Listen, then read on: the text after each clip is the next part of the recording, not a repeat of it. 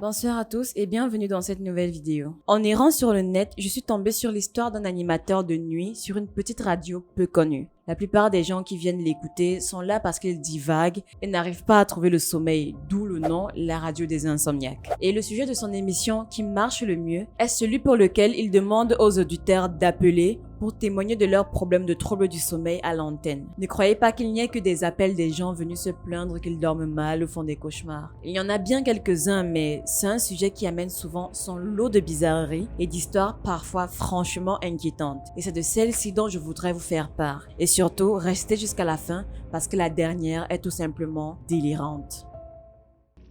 Si vous aimez ce style de vidéo, pensez à liker et à vous abonner.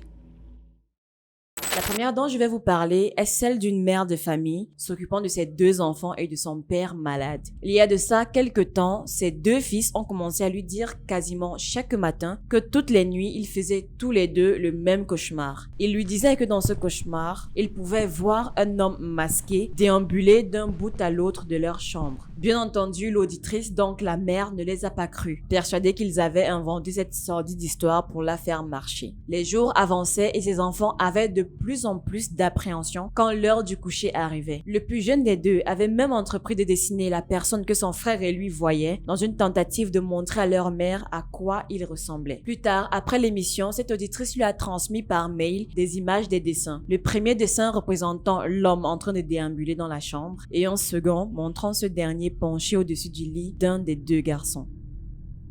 Un matin, l'aîné a amené sa mère dans la chambre pour lui montrer qu'à son réveil, il avait trouvé des traces de terre sur le tapis au milieu de la pièce. Mais refusant de croire les histoires invraisemblables de ses fils, la mère a simplement pensé qu'il avait sali le tapis avec ses chaussures après avoir joué dehors la veille et qu'il voulait se couvrir en utilisant l'histoire de l'homme qui les rend visite la nuit. C'est dingue de voir à quel point on peut trouver des tas d'excuses, d'explications en tout genre quand on veut se persuader qu'une chose est fausse. Et dire que cette auditrice a dit en l'antenne qu'elle regrettait de ne pas avoir cru ses enfants plus tôt. Mais tout ça n'est pas terminé. Une nuit où elle dormait mal, elle a entendu le parquet de la chambre des enfants grincer. De ce qu'elle a dit à l'antenne, elle aurait d'abord pensé que l'un d'eux avait décidé de se lever pour une quelconque raison. Alors, elle a pris la décision d'aller jeter un œil dans le but de demander ce qu'il y avait. En arrivant dans la chambre de ses 2 petits garçons, elle a vu son vieux père, le visage caché dans une espèce de cagoule et un couteau à la main, en train de traverser les lieux de long en large devant ses 2 fils. Ce que les garçons pensaient être une sorte de cauchemar était en réalité leur grand-père atteint de démence qui se levait chaque nuit pour déambuler dans la maison sans raison apparente, le visage camouflé et un couteau à la main. Ne voulant pas croire que leur papy adoré pouvait être capable de faire une chose pareille, les enfants s'étaient persuadés qu'ils faisaient un cauchemar et que cette personne était soit un fantôme, soit leur imagination, comme disait leur mère.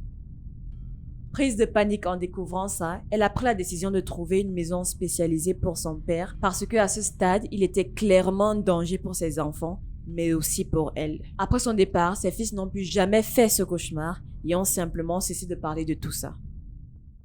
Il y avait également ce jour, ou disons cette nuit, où un jeune homme a appelé pour parler de ses expériences de paralysie du sommeil. Pour ceux qui ne savent pas ce que c'est que la paralysie du sommeil, ou alors n'en ont jamais fait l'expérience, la paralysie du sommeil est un trouble ou un dysfonctionnement caractérisé par une incapacité généralement temporaire à parler ou simplement à bouger lors de l'endormissement ou alors lors du réveil. C'est assez effrayant de se retrouver dans cette situation, croyez-moi. Malheureusement pour lui, malheureusement pour le jeune homme, il avait l'habitude d'en faire depuis son adolescence. À chaque fois qu'il se réveillait en pleine nuit avec cette sensation de lourdeur sur la poitrine, comme si quelque chose la comprimait et qu'il ne pouvait ni bouger ni appeler à l'aide, il savait ce qui l'attendait. Il a dit au présentateur que durant la majorité de ses crises, il voyait un monstre, une hallucination. Et il ne pouvait rien faire d'autre que regarder et attendre que ce soit terminé. Au début, il était terrifié. Il se disait que ce n'était pas réel, que c'était comme une espèce de cauchemar, mais il en avait vraiment peur. Puis, à force, avec le temps, il a commencé à se dire que c'était dans sa tête et que ça n'allait pas durer. Il avait même fini par donner un nom à ce monstre qu'il voyait presque systématiquement dans ses hallucinations. Il l'appelait la chose. Comme une image est bien plus parlante qu'une simple description, le jeune homme a envoyé par mail une photo d'un dessin de la chose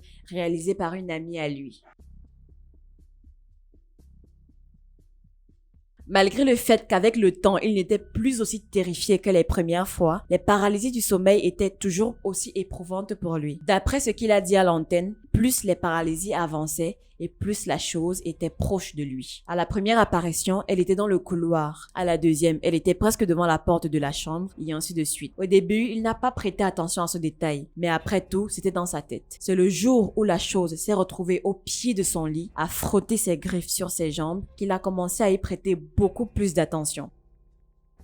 D'après ses dires, à son réveil, ses jambes portaient vraiment des traces. Le journaliste de la radio et lui étaient incapables de trouver une explication rationnelle à cette histoire. Apparemment, il vivait seul, sans aucun animal de compagnie. Était-ce possible qu'il se soit infligé ses griffures lui-même en pleine paralysie? J'en doute quand même. N'empêche que la chose monte visiblement de plus en plus sur le corps du jeune homme. Et d'après lui, de nouvelles marques voient le jour à chaque nouvelle apparition. Le jeune homme serait même devenu insomniaque à cause du stress engendré par ce mystère.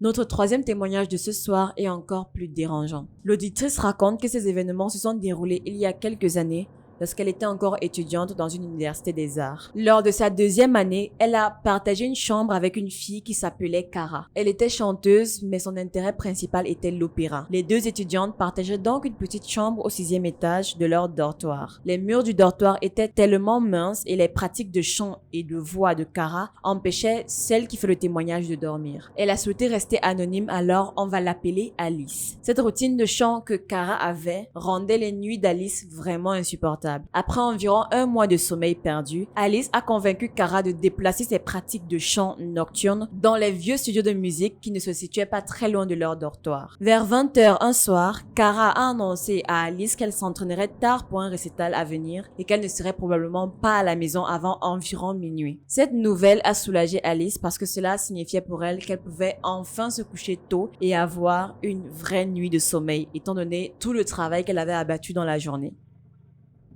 Sa cochambrière s'en est donc allée et elle a décidé de se faire à manger avant de se coucher. Elle a cuisiné un repas léger qu'elle a rapidement avalé et elle s'est immédiatement préparée pour aller se coucher. Elle a pris une douche, brossé ses dents, enfilé son pyjama et elle s'est traînée dans le lit du haut de leur lit superposé. Quelques heures plus tard, Alice s'est réveillée au son de la fermeture de la porte de l'appartement. Elle a ouvert les yeux et elle a vérifié son téléphone. Il était minuit pile. Elle s'est retournée donc pour se rendormir lorsqu'elle a entendu Cara entrer dans la chambre et s'arrêter devant le lit superposé. Elle s'est d'abord dit que peut-être sa coloc vérifiait si elle dormait ou pas. Puis elle a entendu comment elle s'est effondrée sur le lit d'en dessous d'elle. Chose étrange, sa coloc Cara était maniaque pour se brosser les dents et se laver avant de se coucher. Vu qu'elle l'avait répété jusqu'à très tard ce soir-là, elle s'est dit que certainement elle était vraiment épuisée.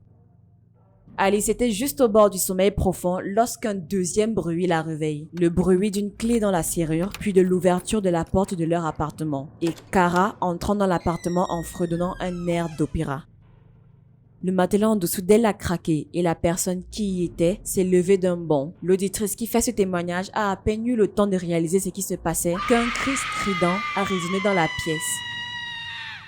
Un inconnu était entré dans l'appartement à minuit à la place de Cara et attendait son retour sagement. Alice dit être restée pétrifiée et sans voix dans son lit en entendant sa colocataire se faire froidement assassiner. Et le responsable s'en est allé en fredonnant lui aussi un air d'opéra.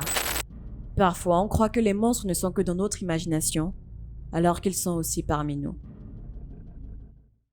Voilà, c'est déjà la fin de cette vidéo, de cette triste vidéo de témoignage. Qu'en avez-vous pensé? Quelle est pour vous la pire histoire, le pire témoignage? Donnez-moi votre avis en commentaire. Et en attendant, si vous voulez encore ressentir du frisson, vous pouvez toujours cliquer ici pour voir une autre vidéo ou cliquer ici pour vous abonner à la chaîne. Ciao!